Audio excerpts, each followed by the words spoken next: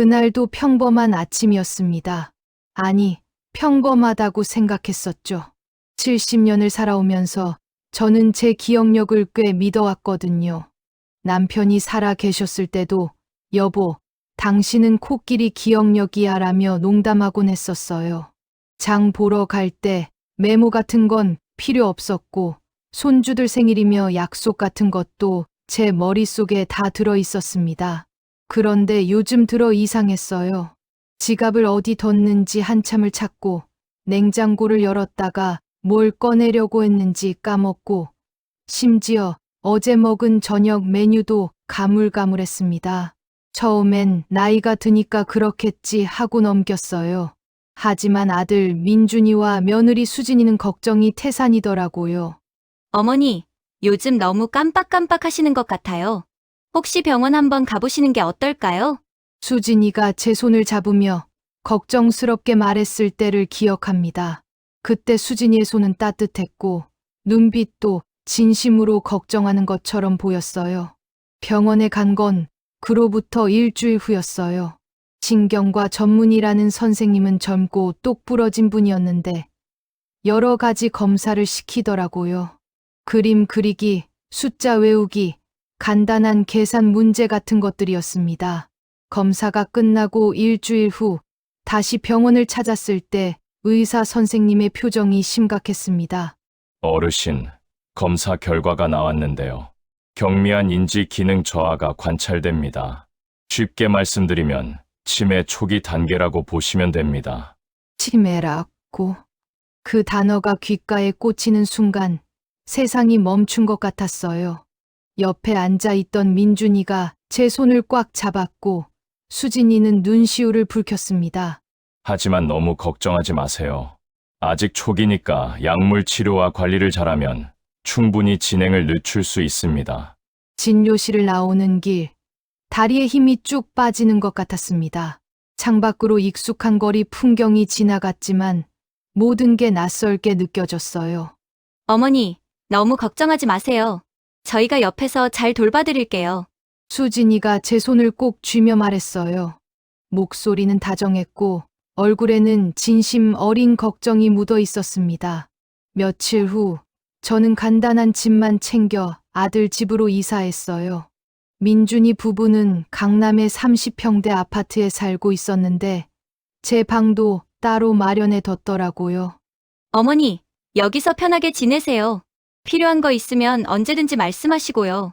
수진이가 방을 구석구석 보여주며 설명했어요. 정성이 느껴지는 준비였습니다. 그날 저녁 수진이가 특별히 미역국을 끓여줬어요. 제가 좋아하는 소고기 미역국이었는데 간도 딱 맞고 정말 맛있었습니다. 어머니, 내일부터 병원에서 받은 약 드셔야 해요. 제가 시간 맞춰서 챙겨드릴게요. 식사 후 수진이가 약봉지를 보여줬어요. 흰색 알약 2개와 노란색 캡슐 1개가 들어있었습니다. 이게 치매 진행을 늦춰주는 약이래요. 꼭 빠뜨리지 말고 드셔야 해요. 수진이의 얼굴에는 진지함이 묻어 있었고 눈빛도 간절했어요. 정말로 제 건강을 걱정하는 것 같았습니다. 그날 밤 저는 새 방에서 첫날을 보냈어요. 낯선 천장을 바라보며 여러 생각이 들었습니다. 좋은 며느리를 뒀어. 나는 복 받은 거야. 그때만 해도 정말 그렇게 믿었습니다. 다음 날 아침 수진이가 아침 식사와 함께 약을 가져왔어요. 어머니, 밥 드시고 약 드세요. 흰색 알약 2개와 노란색 캡슐 1. 저는 물과 함께 약을 삼켰습니다. 약이 목구멍을 타고 내려가는 느낌이 이상했지만 그냥 제 기분 탓이겠거니 했어요. 그날 오후부터 뭔가 이상한 느낌이 들기 시작했습니다. 머리가 멍하고 온몸이 나른했어요. 마치 술을 마신 것처럼 정신이 흐릿했습니다. 약 때문인가? 부작용인가? 잠시 그런 생각이 들었지만 곧 떨쳐냈습니다. 의사 선생님이 처방한 약인데 문제가 있을 리 없잖아요. 점심 식사 후 수진이가 또 약을 가져왔어요. 이번에도 똑같은 약들이었습니다. 저는 순순히 약을 먹었어요. 그런데 약을 먹고 나서 1시간쯤 지나니까 머리가 더 멍해지는 것 같았어요. 시계를 봤는데 숫자가 잘 안 보였습니다. 눈을 비비고 다시 봐도 숫자들이 뒤죽박죽 섞이는 것 같았어요. 그날 밤 화장실에 가려고 일어나는데 거실 쪽에서 불빛이 새어 나오고 있었습니다. 누가 깨어있나 싶어서 살금살금 다가갔어요. 거실에는 수진이가 노트북 앞에 앉아 있었습니다. 화면을 보더니 뭔가 계산을 하고 있었어요. 그리고 작은 목소리로 혼잣말을 하고 있었습니다. 3개월이면 충분해. 그때쯤이면 완전히 뭐, 무슨 소리를 하는 걸까요? 저는 조용히 제 방으로 돌아왔어요. 가슴이 두근거렸습니다. 무슨 뜻이었을까? 3개월이면 뭐가 충분하다는 거지? 하지만 머리가 너무 멍해서 제대로 생각할 수가 없었습니다. 그날 밤, 저는 불안한 마음을 안고 잠들었습니다. 뭔가 잘못되고 있다는 느낌이 들었지만 확신할 수는 없었어요. 아들 집에서 지낸 지 일주일이 지났습니다. 약을 먹을수록 몸과 마음이 점점 더 이상해지는 것 같았어요. 하루에 3번, 식사 후마다 수진이가 가져다 주는 약. 처음엔 그냥 쓴맛만 나는 평범한 약이라고 생각했는데 사흘째부터는 약을 먹고 나면 머리가 쭈뼛쭈뼛 아프고 정신이 몽롱해졌어요. 그날 아침도 평소처럼 시작됐어요. 수진이가 아침 식사를 차려주고 식탁에 앉은 저는 김치찌개와 밥을 먹고 있었습니다. 어머님, 약 드실 시간이에요. 수진이가 익숙한 동작으로 약봉지를 꺼내더니 제 앞에 놓았어요. 저는 약을 손에 들고 잠시 망설였습니다. 왠지 오늘은 먹기 싫었거든요. 수진아, 이 약 먹으면 머리가 너무 아픈데 괜찮은 거야? 제 질문에 수진이의 미소가 잠깐 굳어졌다가 다시 돌아왔어요. 어머님, 그게 치매 증상이에요. 약 때문이 아니라 병 때문에 그러시는 거예요. 그렇게 말하는 수진이의 목소리는 여전히 부드러웠지만 눈빛만큼은 날카로웠어요. 그래, 수진이 말이 맞겠지. 저는 약을 입에 넣고 물과 함께 삼켰어요. 그날 오후, 저는 거실 소파에 앉아 있었어요. TV에서는 드라마가 나오고 있었지만 무슨 내용인지 하나도 들어오지 않았습니다. 손주 서연이가 학교에서 돌아와서 제 옆에 앉았습니다. 할머니, 괜찮으세요? 얼굴이 안 좋아 보여요. 8살짜리 손녀가 걱정하는 목소리로 물었어요. 할머니는 괜찮아, 서연아. 할머니, 약 먹고 나면 이상해지는 것 같아요. 엄마가 주는 약이 이상한 거 아니에요? 서연이의 말에 깜짝 놀랐어요. 어린아이가 뭘 안다고 그런 말을 하는 걸까요? 무슨 소리야, 서연아. 그런 말 하는 거 아니야. 그때 부엌에서 수진이의 목소리가 들렸어요. 서연아, 숙제 안 해? 방에 가서 공부해. 날카로운 목소리였습니다. 서연이가 아쉬운 듯 저를 보더니 방으로 들어갔어요. 점심시간이 되자 수진이가 또 식사를 차려줬어요. 식사를 마치자 또 약이 나왔습니다. 수진아, 이 약 좀 다른 걸로 바꿔볼 수 없을까? 너무 힘들어. 어머님, 약은 바꾸면 안 돼요. 이미 어머님 증상에 맞춰서 처방된 거예요. 하지만 어머님, 제 말 믿으세요. 제가 어머님한테 나쁜 짓을 하겠어요? 수진이가 제 손을 잡았어요. 그 손은 따뜻했지만 왠지 차갑게 느껴졌습니다. 결국 저는 또 약을 먹었어요. 약을 먹고 나니 이번엔 더 심했습니다. 30분도 안 돼서 눈앞이 흐려지고 귀에서 윙윙 소리가 나기 시작했어요. 그날 저녁, 민준이가 회사에서 일찍 돌아왔어요. 아들이 거실로 들어오더니 소파에 쓰러져 있는 저를 보고 놀란 표정을 지었습니다. 엄마, 괜찮으세요? 민준아, 엄마 이상해. 약 먹으면 자꾸 정신이 없어져. 저는 간신히 말을 꺼냈어요. 엄마, 그게 치매 증상이에요. 약 때문이 아니라요. 민준이도 수진이와 똑같은 말을 했어요. 아니야, 민준아. 엄마는 확실히 알아. 약 먹기 전엔 괜찮았는데 약 먹고 나면 이상해져. 엄마, 의사 선생님이 처방한 약인데 문제가 있을 리 없어요. 아무도 제 말을 믿지 않았어요. 그 순간 제 가슴이 철렁했습니다.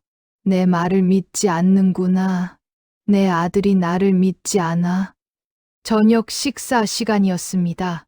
식탁에 앉아 있는데 모든 게 낯설게 느껴졌어요. 어머님, 약 드실 시간이에요. 또 약이 나왔습니다. 저는 약을 손에 들었다가 내려놨습니다. 오늘은 안 먹을래. 제 말에 식탁에 공기가 얼어붙었어요. 민준이가 수저를 놓았고 수진이의 얼굴이 굳어졌습니다. 어머님, 무슨 말씀이세요? 수진이의 목소리가 차갑게 변했어요. 안 먹겠어. 이 약 먹으면 정신이 이상해져. 엄마, 약은 꼭 먹어야 해요. 민준이도 거들었지만 제 마음은 확고했습니다. 싫어. 오늘은 안 먹을 거야. 그때 수진이가 갑자기 일어나더니 제 옆으로 왔어요. 그리고는 약과 물컵을 제 앞에 바짝 밀어붙였습니다. 어머님, 약 드셔야 해요. 싫다니까! 제가 손으로 약을 밀어냈어요. 약봉지가 바닥에 떨어졌습니다. 순간 수진이의 얼굴이 일그러졌어요. 화가 난 표정이었는데 곧 다시 미소로 바뀌었습니다. 하지만 그 찰나의 표정을 저는 분명히 봤어요. 저 여자가 뭔가 숨기고 있어. 결국 저는 약을 다시 집어들었어요. 먹지 않으면 더 큰 문제가 생길 것 같았거든요. 하지만 이번엔 한 알만 먹었습니다. 그날 밤, 저는 잠을 이룰 수 없었습니다. 약을 하나만 먹어서 그런지 평소보다는 정신이 좀 더 또렷했어요. 화장실에 가려고 일어났는데 복도에서 소리가 들렸습니다. 민준이와 수진이가 거실에서 이야기하고 있었어요. 저는 조용히 문을 열고 복도로 나갔습니다. 목소리가 희미하게 들려왔어요. 여보, 어머님이 자꾸 약을 거부하시면 어떡해? 수진이의 목소리였어요. 그럼 다른 방법을 써야지. 민준이의 목소리가 들렸는데 너무 작아서 잘 안 들렸어요. 시간이 없어. 빨리 끝내야 한다고. 한 달 안에. 한 달 안에 뭘 끝낸다는 거죠? 제 손이 떨렸습니다. 설득으로 안 되면 강제로라도 먹여야 해. 어차피 나중에 아무것도 기억 못 할 테니까. 기억 못 한다고? 무슨 소리를 하는 걸까요? 그 순간 모든 게 무너져 내리는 것 같았어요. 그날 아침, 저는 일찍 일어났어요. 정확히는 잠을 설쳤다고 해야겠네요. 어젯밤 들었던 수진이와 민준이의 대화가 계속 머릿속을 맴돌았거든요. 정말 내가 제대로 들은 걸까? 하지만 제 직감은 계속 경고를 보내고 있었어요. 아침 식사 시간이 되자 수진이가 평소처럼 식탁을 차렸어요. 어머님, 주무시는 동안 제가 미역국 끓였어요. 수진이의 목소리는 여전히 다정했지만 저는 이제 그 다정함이 가짜라는 걸 느낄 수 있었어요. 식사를 마치자 예상대로 수진이가 약을 가져왔어요. 하지만 이번엔 제가 먼저 손을 뻗었어요. 내가 직접 챙길게. 저는 약을 받아들고 물컵도 가져왔어요. 그리고 약을 입에 넣는 척하며 물을 마셨습니다. 하지만 실제로는 약을 혀 밑에 숨겼어요. 다 드셨어요? 수진이가 확인하듯 물었어요. 응. 저는 고개를 끄덕이며 입을 다물었습니다. 혼자 남은 저는 조용히 화장실로 갔어요. 그리고 혀 밑에 숨겨뒀던 약을 뱉어냈습니다. 이제부터는 절대 먹지 않을 거야. 침대에 앉아서 오늘 뱉어낸 약을 자세히 살펴봤습니다. 노란색 알약 캡슐에는 작은 글씨로 뭔가 적혀 있었는데 눈이 잘 안 보여서 읽을 수가 없었어요. 그때 문득 생각났어요. 동네 약국의 김 약사님이요. 김 약사님은 이 동네에서 30년 넘게 약국을 운영하신 분이에요. 김 선생님한테 가면 뭔지 알아볼 수 있을 거야. 점심시간이 지나고 저는 용기를 내서 수진이에게 말했어요. 수진아, 나 잠깐 동네 나갔다 올게. 어디 가시려고요? 동네 한 바퀴 돌고 싶어서 답답하니까 위험해요, 어머님. 30분만 금방 올게. 결국 수진이가 한숨을 쉬며 물러섰어요. 알겠어요. 하지만 휴대폰 꼭 지니고 다니세요. 약국까지는 걸어서 10분 거리였어요. 오랜만에 바깥 공기를 마시니 머리가 좀 맑아지는 것 같았습니다. 약국 문을 열고 들어가니 김 약사님이 카운터에 계셨어요. 어머님, 오랜만이십니다. 선생님, 이것 좀 봐주실 수 있으세요? 저는 주머니에서 약을 꺼내 보여줬어요. 김 약사님이 돋보기를 쓰고 약을 자세히 살펴봤습니다. 이건 치매약이 맞는데. 잠깐만요. 김 약사님이 컴퓨터로 약을 검색하기 시작했어요. 그러더니 표정이 점점 심각해졌습니다. 어르신, 이 약. 누가 드리는 거예요? 우리 며느리가요. 왜요? 뭔가 이상해요. 김 약사님이 안경을 벗으며 저를 똑바로 봤어요. 어르신, 이 약 중에 하나가 이상해요. 이건 치매약이 아니라 환각제 성분이 들어있는 약이에요. 환각제라고요? 이 노란색 캡슐이요. 겉보기엔 비타민처럼 보이는데 실제로는 기억 손상과 혼란을 유발하는 약물이 섞여 있어요. 제 손이 떨리기 시작했어요. 그럼 이걸 먹으면 어떻게 되는 거예요? 단기적으로는 혼란, 환각, 기억 손상이 오고요. 장기적으로 복용하면 실제로 뇌 손상이 올 수도 있어요. 마치 치매처럼 보이게 만드는 거죠. 마치 치매처럼 보이게 만든다고요. 그 말을 듣는 순간 모든 퍼즐 조각이 맞춰졌어요. 어르신, 괜찮으세요? 김 약사님이 제 팔을 붙잡아 줬어요. 선생님, 이거 증거로 쓸 수 있을까요? 가능해요. 약을 분석해서 감정서를 만들 수 있어요. 하지만 어르신, 혹시 며느리분이 일부러 이런 약을 드린 건가요? 그런 것 같아요. 그럼 당장 경찰에 신고하셔야 해요. 선생님, 도와주실 수 있으세요? 당연하죠. 이 약을 분석해서 결과를 내드릴게요. 약국을 나와 집으로 돌아가는 길, 제 마음은 복잡했어요. 이제 뭘 해야 하는지는 알겠는데 어떻게 해야 할지가 문제였습니다. 아파트에 도착했을 때 정확히 30분이 지났어요. 수진이가 거실에 서 있었어요. 어머님, 어디 다녀오셨어요? 아파트 단지 한 바퀴 돌았어. 수진이가 저를 유심히 봤어요. 뭔가 의심하는 눈빛이었습니다. 그날 오후, 저는 방에 혼자 있으면서 계획을 세웠어요. 김 약사님이 약 분석 결과를 주면 그걸 가지고 경찰서에 가야 하는데, 하지만 그 전에 더 많은 증거가 필요했어요. 수진이가 약을 바꿔치기 하는 장면을 찍을 수 있다면 생각하고 또 생각했어요. 그러다가 문득 깨달았습니다. 약은 어디서 가져오는 거지? 수진이는 매번 약을 부엌 어딘가에서 꺼내와요.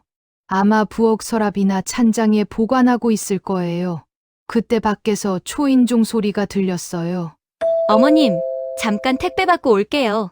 수진이가 현관으로 나가는 소리가 들렸습니다. 지금이 기회였어요. 저는 재빨리 방문을 열고 부엌으로 갔어요. 심장이 터질 것 같았습니다. 부엌 서랍을 하나씩 열어봤어요. 약은 없었어요. 제일 위 찬장이 눈에 띄었어요. 손이 닿지 않는 높은 곳이었습니다. 의자를 가져와서 올라갔어요. 찬장 문을 열자 거기 있었어요. 작은 상자 하나가 숨겨져 있었고 그 안에는 여러 가지 약봉지들이 들어 있었어요. 그리고 그 옆에는 작은 공병들과 주사기까지. 손이 떨렸지만 저는 휴대폰을 꺼내 사진을 찍었어요. 상자 전체, 약들, 주사기 모두요. 그때 현관문이 열리는 소리가 들렸어요. 저는 황급히 찬장을 닫고 의자에서 내려왔어요. 하지만 너무 급하게 내려오는 바람에 휴대폰을 떨어뜨렸습니다. 어머님, 거기서 뭐 하세요? 수진이가 부엌으로 들어왔어요. 아, 물 마시려고. 의자에 올라가서요? 수진이의 눈빛이 날카로워졌어요. 저는 재빨리 휴대폰을 주워들었습니다. 수진이가 찬장을 힐끗 쳐다보더니 다시 저를 봤습니다. 어머님, 방에 가서 쉬세요. 저는 서둘러 방으로 돌아왔어요. 하지만 중요한 건 증거를 확보했다는 거예요. 휴대폰 안에 사진들이 다 있어요. 그날 저녁 민준이가 퇴근해서 돌아왔어요. 저녁 식사를 하는 동안 수진이가 계속 저를 관찰했어요. 여보, 오늘 어머님이 이상하셨어. 부엌에서 찬장을 뒤지고 계셨어. 식사 후 또 약이 나왔어요. 저는 이번에도 먹는 척하고 혀 밑에 숨겼습니다. 어머님, 입 벌려 보세요. 갑자기 수진이가 말했어요. 왜? 제대로 드셨는지 확인하려고요. 무슨 소리야? 내가 약을 먹었는데 왜 확인해? 어머님, 혹시 약을 안 드시고 숨기시는 거 아니에요? 말도 안 돼. 저는 자리에서 일어나 방으로 들어가 버렸어요. 수진이가 뒤따라오려 했지만 저는 문을 닫고 잠가 버렸습니다. 밖에서는 수진이와 민준이가 이야기하는 소리가 들렸어요. 여보, 어머님이 완전히 이상해졌어. 계획을 앞당겨야 할 것 같아. 그럼 어떡하지? 내일 당장 시작하자. 내일이라고? 저는 마음을 굳게 먹었습니다. 내일 아침 일찍 일어나서 집을 빠져나갈 거예요. 새벽 5시 알람이 울리기 전에 저는 이미 깨어 있었어요. 조용히 침대에서 일어나 옷을 갈아입었습니다. 가방에 휴대폰과 지갑을 넣고 사진들을 다시 한번 확인했어요. 방문을 살며시 열었어요. 복도는 어두웠고 조용했습니다. 발소리를 최대한 죽이며 현관으로 향했습니다. 현관에 도착했어요. 신발을 신으려는데 어머님, 어디 가세요? 등 뒤에서 수진이의 목소리가 들렸어요. 온몸이 얼어붙었습니다. 뒤돌아보니 수진이가 거실 소파에 앉아 있었어요. 불도 켜지 않은 채 어둠 속에서 저를 기다리고 있었던 거예요. 산책 나가려고. 새벽 5시예요, 어머님. 거짓말하지 마세요. 수진이가 천천히 일어나며 저에게 다가왔어요. 어머님, 어제부터 계속 이상하셨어요. 약도 안 드시고, 부엌 뒤지고, 약국에도 갔다 오셨죠? 약국? 나 안 갔는데. 거짓말 마세요. 약국 앞 CCTV에 다 찍혔어요. 김 약사한테 뭐 보여줬어요? 그 순간 거실에 불이 켜졌어요. 민준이가 거실로 나온 거예요. 무슨 일이야? 여보, 어머님이 새벽에 몰래 나가려고 하셨어. 분명 경찰서 가려는 거야. 민준이의 얼굴이 창백해졌어요. 민준아, 엄마 말 들어봐. 수진이가 나한테. 어머님, 제발 정신 차리세요. 치매 때문에 망상이 심해지신 거예요. 수진이가 제 팔을 붙잡았어요. 생각보다 힘이 셌습니다. 놓아. 민준아. 좀 말려봐. 하지만 민준이는 그냥 서 있기만 했어요. 그때였어요. 할머니, 작은 목소리가 들렸어요. 서연이었습니다. 손녀가 자기 방에서 나와 복도에 서 있었어요. 서연아, 방에 들어가 있어. 수진이가 날카롭게 말했어요. 하지만 서연이는 움직이지 않았어요. 대신 저를 보며 말했습니다. 할머니, 휴대폰 있어요? 그거 주세요. 빨리요. 저는 무슨 생각인지 몰랐지만 가방에서 휴대폰을 꺼내 던졌습니다. 서연이가 휴대폰을 받아들더니 재빨리 자기 방으로 뛰어 들어가 문을 잠갔어요. 이서연, 당장 나와! 수진이가 서연이 방으로 달려갔어요. 그 틈을 타서 저는 현관문을 열고 밖으로 뛰쳐나갔어요. 민준이가 뒤쫓아왔지만 저는 이미 계단을 내려가고 있었습니다. 1층까지 내려와서 밖으로 나갔습니다. 새벽 공기가 차갑게 뺨을 때렸어요. 약국으로 가야 해. 하지만 휴대폰을 서연이한테 줘버렸어요. 아니야. 서연이를 믿어야 해. 약국 앞에 도착했을 때 아직 문은 닫혀 있었어요. 저는 약국 앞 벤치에 앉아서 기다렸습니다. 20분쯤 지났을 때 한 대의 차가 약국 앞에 섰어요. 김 약사님이었습니다.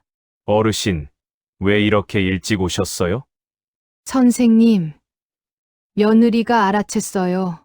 진정하세요. 어르신. 일단 앉으세요. 김 약사님이 물을 가져다 줬어요. 저는 물을 마시며 새벽에 있었던 일을 설명했습니다. 그럼 지금 당장 경찰서에 가야 해요. 제가 어제 약 분석한 결과가 있잖아요. 하지만 그때 약국 문이 열리면서 누군가 들어왔어요. 며느리 선생님, 죄송합니다. 저희 어머님이 요즘 치매가 심하셔서. 치매가 아니에요. 제가 소리쳤어요. 선생님, 설명해 주세요. 김 약사님이 수진이를 보며 말했어요. 부인, 어르신이 가져온 약을 분석해 봤는데요. 이 약에는 환각제 성분이 들어 있어요. 이건 범죄예요. 수진이의 얼굴이 일그러졌어요. 무슨 말씀이세요? 그건 병원에서 처방받은 약인데요. 거짓말하지 마세요. 여기 감정서가 있어요. 김 약사님이 봉투를 들어 보였어요. 그 순간 수진이가 갑자기 김 약사님한테 달려들어 봉투를 낚아챘습니다. 이게 증거라고요? 수진이가 봉투를 찢어버렸어요. 안 돼! 김 약사님이 말리려 했지만 이미 늦었어요. 이제 증거 없어요. 누가 믿겠어요? 치매 걸린 할머니 말을요. 저는 절망했어요. 정말 이대로 끝나는 건가요? 그때 약국 문이 다시 열렸어요. 경찰 2명이 들어왔습니다. 신고받고 왔습니다. 박정숙 어르신 계세요? 경찰이라고요? 여기 있어요. 어르신이 박정숙 씨 맞으시죠? 손녀분께서 신고하셨습니다. 손녀라고요? 그때 경찰 뒤로 서연이가 나타났어요. 할머니, 서연아! 손녀가 경찰한테 휴대폰을 보여주고 있었어요. 제 휴대폰이었습니다. 경찰관님, 여기 사진들 보세요. 우리 엄마가 할머니한테 나쁜 짓 했어요. 서연이가 휴대폰의 사진들을 보여줬어요. 찬장 속 약 상자, 주사기, 모든 증거들이요. 이게 뭡니까? 경찰이 수진이를 보며 물었어요. 수진이의 얼굴이 새하얘졌습니다. 그리고 이것도 들어보세요. 서연이가 휴대폰을 조작했어요. 녹음 파일이 재생되기 시작했습니다. 한 달 안에 끝내야 해. 어차피 나중엔 기억 못 할 테니까. 김수진 씨, 저희와 함께 가셔야겠습니다. 경찰이 수진이에게 다가갔어요. 수진이가 도망치려 했지만 경찰이 막았습니다. 이민준 씨도 동행하셔야 합니다. 저는 몰랐어요. 민준이가 변명했지만 녹음에는 그의 목소리도 들어 있었어요. 그날 오전 저는 경찰서에서 진술을 했어요. 처음부터 끝까지 모든 것을 말했습니다. 경찰은 저를 믿어줬어요. 김 약사님의 증언과 서연이가 제공한 증거들 덕분이었습니다. 어르신, 며느리분이 다 자백했습니다. 담당 형사님이 말씀하셨어요. 자백을요? 네, 처음엔 발뺌하려 했는데 증거가 너무 확실하니까 결국 인정하더군요. 형사님이 파일을 펼쳐 보여줬어요. 김수진 씨는 3년 전부터 계획을 세웠다고 합니다. 어르신의 재산, 정확히는 15억 원 상당의 건물을 노렸던 거죠. 15억이라는 숫자를 듣는 순간 모든 게 이해됐어요. 방법은 교묘했습니다. 어르신을 완전한 치매 환자로 만든 후 성년후 견인을 신청해서 재산 관리권을 차지하려던 거였어요. 그럼 약은요? 병원에서 처방받은 진짜 치매약에 환각제와 신경 억제제를 섞어서 드렸다고 합니다. 매일 3번씩 한 달 동안요. 한 달. 제가 아들 집에서 지낸 기간이 정확히 한 달이었어요. 한 달 정도 복용하면 실제로 뇌 손상이 와서 진짜 치매처럼 되었을 거라고 하네요. 그럼 나는 정말 치매가 될 뻔했다는 거예요. 그렇습니다. 위험천만한 일이었어요. 경사님의 말에 온몸이 부들부들 떨렸어요. 그리고 이건 더 충격적인 사실인데 김수진 씨에게는 공범이 있었습니다. 박철수라는 사채업자인데 알고 보니 김수진 씨의 연인이었어요. 연인이라고요? 네, 결혼하기 전부터 사귀던 사이였다고 합니다. 그리고 이 박철수가 아드님께 돈을 빌려줬죠. 민준이한테요? 네, 3년 전에 2억 원을 빌려줬는데 이자가 불어서 지금은 3억이 넘었답니다. 3억이나요. 민준이가 그런 빚을 지고 있었다니. 김수진 씨와 박철수는 이 빚을 미끼로 아드님을 협박했습니다. 어머니 재산으로 빚을 갚자. 안 그러면 가족이 다 파산한다고요. 그럼 민준이는 처음엔 몰랐을 수도 있습니다. 하지만 중간부터는 분명히 알고 있었어요. 그러면서도 묵인했고요.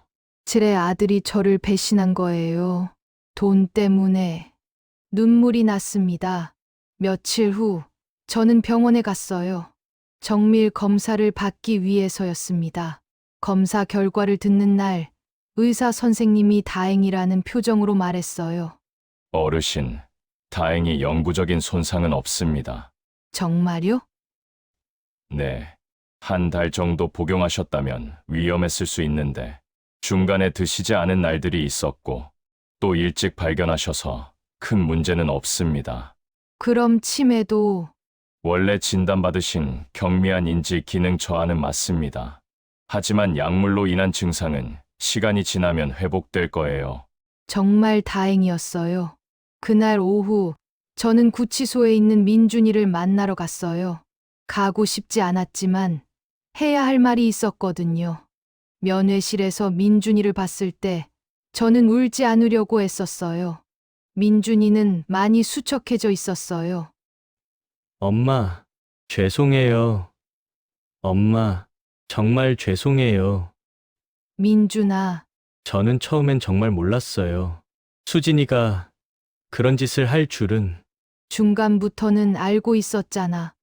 제 말에 민준이가 고개를 떨어뜨렸어요. 죄송해요. 빚 때문에 정신이 없었어요.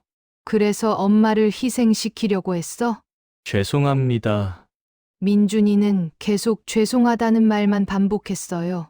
저는 한참을 그를 바라봤습니다. 민준아, 엄마가 너를 키우면서 얼마나 힘들었는지 아니? 아버지가 사업 실패하고 빚더미에 앉았을 때 엄마 혼자 식당 시작해서 30년 동안 일했어. 너 대학 보내려고, 너 결혼시키려고. 알아요. 엄마, 근데 넌 그 엄마를 돈 때문에 버렸어. 제 목소리가 떨렸어요. 엄마는 내가 행복하길 바랬어. 그래서 모든 걸 줬어. 근데 너는 죄송합니다. 엄마, 제발 용서해 주세요. 용서? 민준아, 엄마는 너를 용서할 거야. 넌 내 아들이니까. 민준이가 고개를 들어 저를 봤어요. 하지만 엄마는 이제 너랑 같이 살지 않을 거야. 엄마, 넌 내 죗값을 치러야 해. 그리고 엄마는 남은 인생을 엄마 방식대로 살 거야. 서연이는 엄마가 키울 거야. 고맙습니다. 엄마, 고마워하지 마. 서연이를 위해서야. 저는 뒤돌아 나왔어요. 복도를 걸으면서 눈물이 났지만 참았습니다. 이제 더 이상 울지 않을 거예요. 그리고 얼마 후 재판날이 다가왔어요. 저는 증인으로 출석해야 했습니다.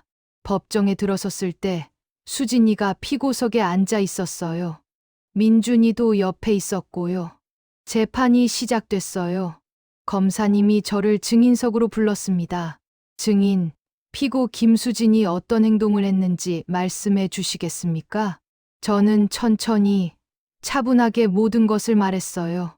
어떻게 약을 먹였는지, 제가 어떤 증상을 겪었는지, 그리고 어떻게 진실을 알게 됐는지요. 증인, 그래서 결론적으로 피고가 증인을 의도적으로 해하려 했다는 거죠. 네. 제 정신을 망가뜨려서 재산을 빼앗으려 했어요. 그때 수진이의 변호사가 일어났어요. 이에 있습니다. 증인은 치매 환자입니다. 증언에 신빙성이 없습니다. 이에 기각합니다. 의료 감정 결과 증인의 인지 능력에는 문제가 없습니다. 판사님이 말씀하셨어요. 변호사는 다시 앉았지만 포기하지 않았어요. 증인, 혹시 피고를 미워하는 마음에 과장하는 건 아닙니까? 아니에요. 저는 사실만 말하고 있어요. 하지만 증인도 인정했듯이 치매 초기 증상이 있지 않습니까? 혼란스러워서 착각한 거 아닙니까? 착각이 아니에요. 증거가 다 있잖아요. 약 분석 결과, 사진들, 녹음 파일, 변호사님. 저는 70년을 살아왔어요. 제 머리가 흐릿할 때도 있지만 거짓말과 진실은 구별할 수 있어요. 제 말에 방청객들이 웅성거렸어요. 변호사는 더 이상 질문하지 않았습니다. 다음은 김 약사님의 증언 차례였어요. 증인, 피고가 어르신께 준 약에 대해 설명해 주시겠습니까? 네. 제가 분석한 결과 그 약에는 정상적인 치매약 외에도 환각제와 신경억제제가 섞여 있었습니다. 이 약을 장기 복용하면 어떻게 됩니까?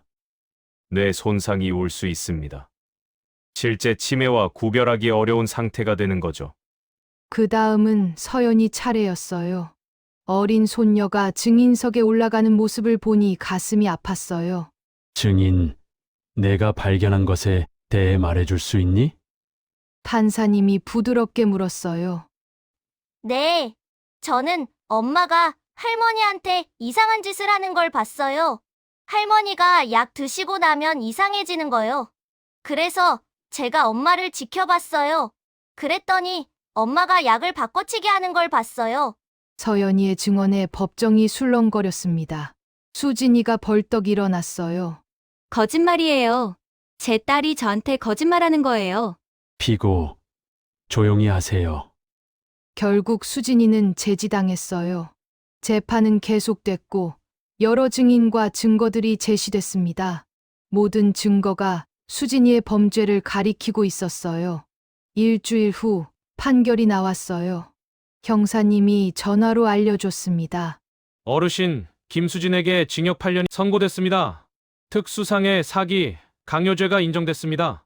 그리고 공범 박철수는 징역 6년이고요. 민준이는요? 아드님은 징역 2년에 집행유예 3년입니다. 집행유예라고요. 초범이고 적극적으로 범행을 주도하지 않았다는 점이 참작됐습니다. 하지만 보호관찰과 사회봉사는 해야 합니다. 전화를 끊고 나니 허탈했어요.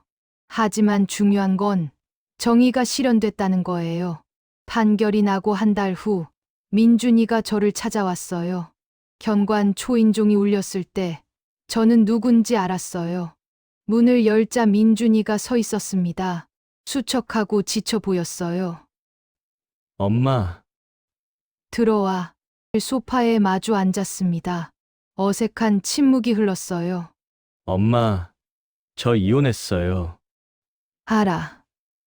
형사님한테 들었어. 그리고 회사도 그만뒀어요. 더 이상 일할 수가 없더라고요. 민준이의 목소리가 떨렸어요. 엄마, 저 정말 후회해요. 민준아, 엄마는 내가 후회하는 거 알아. 하지만 그건 내가 치러야 할 대가야. 알아요. 엄마, 앞으로 넌 내 힘으로 살아야 해. 엄마한테 기대지 말고, 그리고 서연이한테 좋은 아빠가 돼. 노력할게요. 민준이는 한참을 앉아 있다가 일어났어요. 엄마, 건강하세요. 사랑해요. 엄마도 사랑해.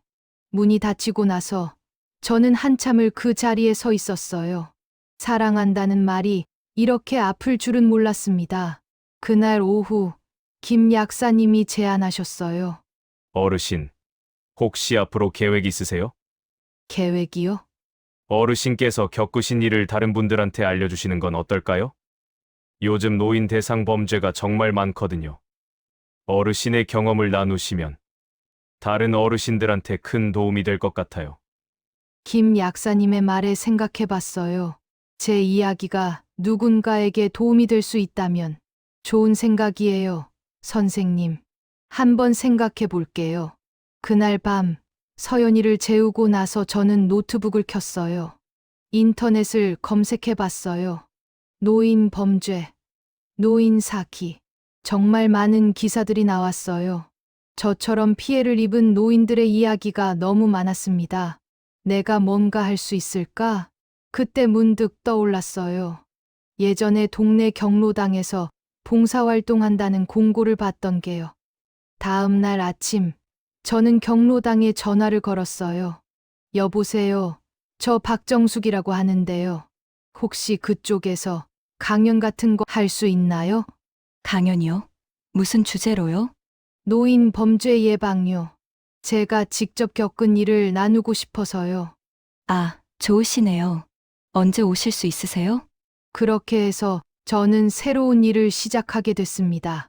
첫 강연 날, 저는 떨렸어요. 30명 정도의 어르신들이 앉아 계셨는데 모두 저를 보고 있었습니다. 안녕하세요. 저는 박정숙이라고 합니다. 저는 몇 달 전에 죽을 뻔했어요. 제 며느리한테요. 어르신들이 놀란 표정을 지었어요. 저는 처음부터 끝까지 모든 걸 말씀드렸습니다. 치매 진단, 가짜 약, 가족의 배신, 그리고 제가 어떻게 싸워서 이겼는지요. 강연이 끝났을 때 어르신 한 분이 손을 들었어요. 저도 비슷한 일을 겪고 있어요. 제 조카가 제 통장을 관리하면서 통장을 안 보여줘요. 저희 아들도 자꾸 집을 팔라고 해요. 많은 분들이 자신의 이야기를 꺼내기 시작했어요. 저는 한 분 한 분 이야기를 들어드렸어요. 여러분, 절대 포기하지 마세요. 우리가 나이가 들었다고 해서 당해야 하는 건 아니에요. 의심스러우면 주저하지 말고 경찰에 신고하세요. 그리고 혼자 고민하지 마세요. 도와줄 사람은 반드시 있습니다. 제 말에 어르신들이 고개를 끄덕였습니다. 강연이 끝나고 한 할머니가 다가와서 제 손을 잡았어요. 고맙습니다. 덕분에 용기가 났어요. 천만에요. 힘내세요. 그날 저는 새로운 보람을 느꼈어요. 제 경험이 누군가에게 도움이 될 수 있다는 거요. 1년이 지났습니다. 계절이 바뀌어 봄이 왔습니다. 벚꽃이 피는 계절이에요. 저는 서연이와 함께 공원을 산책하고 있었어요. 할머니, 꽃 예쁘다. 그러게. 올해 벚꽃이 유난히 예쁜 것 같아. 서연이가 제 손을 꼭 잡고 걸었어요. 그 작은 손이 따뜻했습니다. 공원 벤치에 앉아서 쉬었어요. 사람들이 오가는 모습을 보는 게 좋았습니다. 할머니는 이제 괜찮아요? 서연이가 물었어요. 응. 할머니 괜찮아. 완전히 좋아졌어. 정말이었어요. 약물의 영향은 완전히 사라졌고 제 정신은 맑았습니다. 병원에서도 더 이상 치매 약을 먹을 필요 없다고 했어요. 나 할머니 닮고 싶어요. 왜? 할머니는 강하잖아요. 나쁜 사람들한테 안 져요. 서연이의 말에 저는 웃었어요. 서연이도 강해. 할머니를 구해준 건 서연이잖아. 우리는 한참을 공원에 앉아 있었습니다. 평화로운 오후였어요. 그날 저녁, 집으로 돌아와서 저녁을 준비하고 있는데 초인종이 울렸어요. 김 약사님이 서 계셨습니다. 어르신, 안녕하세요. 그냥 안부 여쭈러 왔어요. 선생님, 어쩐 일이세요? 들어오세요. 김 약사님을 거실로 모셨어요. 차를 끓여서 대접했습니다. 어르신, 정말 대단하세요. 그 어려운 일을 혼자 다 이겨내시고, 선생님 덕분이에요. 선생님이 도와주지 않았으면 전 지금쯤 아니에요. 어르신이 포기하지 않으셨기 때문이에요. 요즘 저는 여러 경로당과 복지관을 다니며 강연을 하고 있어요. 노인 범죄 예방, 가족 간의 경제 문제, 법률 상담까지 다양한 주제로요. 김 약사님도 가끔 함께 오셔서 약물 안전에 대해 강연해 주세요. 그리고 서연이는 무럭무럭 자라고 있어요. 이제 4학년이 됐습니다. 민준이는 가끔 서연이를 만나러 와요. 많이 변했어요. 더 조심스럽고 더 겸손해졌습니다. 완전히 용서하기는 아직 힘들지만 시간이 지나면 조금씩 나아질 거라고 믿어요. 김 약사님은 제 얘기를 듣고 흐뭇해하며 돌아가셨어요. 어느 날 밤 서연이가 저에게 물었어요. 할머니, 행복해요? 응. 할머니 정말 행복해. 정말이었어요. 진심으로요. 나도 할머니처럼 살고 싶어요. 강하고, 용감하고, 다른 사람도 도와주고, 제 눈에 눈물이 맺혔어요. 서연이는 이미 그런 사람이야. 할머니를 구해준 우리 영웅이잖아. 서연이가 제 품에 안겼어요. 저는 손녀를 꼭 안아줬습니다. 그날 밤 서연이를 재우고 혼자 베란다에 나왔어요. 별이 총총한 밤하늘이었습니다. 저는 하늘을 올려다보며 생각했어요. 여보, 보고 있어요? 나 잘 살고 있어요. 남편이 살아있다면 자랑스러워할 것 같았어요. 70세에 새로운 인생을 시작했다는 것, 악한 사람들과 싸워서 이겼다는 것, 그리고 이제 다른 사람들을 돕고 있다는 것을요. 나이는 숫자에 불과하다는 말이 맞나 봐요. 저는 지금 제 인생에서 가장 당당한 시기를 보내고 있어요. 더 이상 누군가의 엄마, 누군가의 할머니가 아니라 박정숙 그 자체로 살고 있습니다. 창밖으로 도시의 불빛이 반짝였어요. 내일도 강연이 있어요. 그리고 서연이 학부모 상담도 가야 하고요. 바쁘지만 행복한 일상입니다. 저는 미소 지으며 집 안으로 들어갔어요. 방에서는 서연이가 곤히 자고 있었습니다. 저는 손녀의 이마에 입맞춤을 하고 제 방으로 갔어요. 침대에 누워 눈을 감았습니다. 오늘도 고생했어. 박정수. 내일도 잘할 수 있을 거야. 그날 밤, 저는 평화롭게 잠들었어요. 더 이상 두렵지 않았습니다. 제가 저를 지킬 수 있다는 걸 알았으니까요. 그리고 사랑하는 사람들이 제 곁에 있다는 걸 알았으니까요. 70년을 살아오면서 가장 힘들었던 시기를 이겨냈고, 이제는 가장 행복한 시기를 맞이했어요. 인생은 끝나지 않았어요. 아직도 할 일이 많고, 살 날이 많이 남았습니다. 그리고 저는 그 모든 날을 당당하게, 행복하게 살 거예요. 이제 저는 더 이상 약한 할머니가 아니에요. 정의를 실현하는 활동가이자 손녀와 함께하는 행복한 할머니가 된 거죠. 그리고 이 이야기도 여기서 끝이에요. 하지만 저의 새로운 모험은 이제 막 시작되었답니다. 여러분도 혹시 부당한 일을 당하고 계신다면 포기하지 마세요. 나이가 많든 적든 약하든 강하든 상관없어요. 중요한 건 포기하지 않는 마음이거든요. 저, 박정숙이 그 증거입니다.